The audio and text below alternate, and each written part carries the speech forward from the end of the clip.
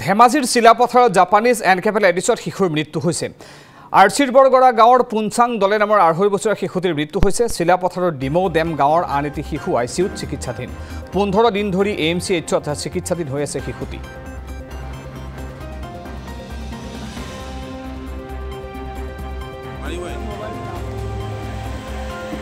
ধেমাজিৰ চিলাপথাৰত এই ঘটনা সংঘটিত হৈছে। জাপানিজ এনকেফেলাইটিছত শিশুৰ মৃত্যু হৈছে।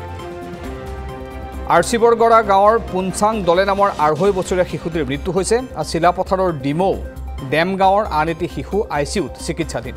১৫ দিন ধৰি AMCHত চিকিৎসাধীন হৈ আছে শিশুটি।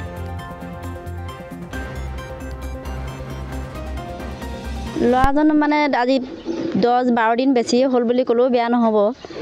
অসুস্থ হৈ আছে, কোনো ধৰণৰ প্ৰথমতে জ্বৰহে হৈছিলে। জ্বৰ হোৱাৰ পিছত ডাক্তৰ মেডিকেল কৰিলোঁ, ট্ৰিটমেণ্ট কৰিলোঁ, ধেমাজিতো ৰাখিলোঁ ৪-৫ দিন।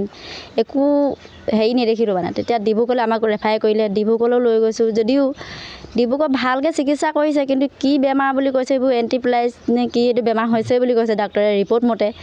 টেষ্ট ৰিপৰ্ট হেৰি কৰিছে, তেতিয়া ডাক্তৰে বহুতখিনিয়ে হেৰি কৰিছে বাৰু, কিন্তু ভগৱানৰ ওপৰতে প্ৰাৰ্থনা কৰিছোঁ মানে ল'ৰাটো যেন ভাল হওক। অসমবাসী ৰাইজে সকলোৱে যেন প্ৰাৰ্থনা কৰক আমাৰ ল'ৰাটো ভাল হওক। দেখি পেলাই যিটো ভয় আছে ন, এতিয়ালৈকে একো সুস্থ হোৱা নাই আমাৰ ল'ৰাটো। কথা ক'বও নোৱাৰে, একো খাবও নোৱাৰে।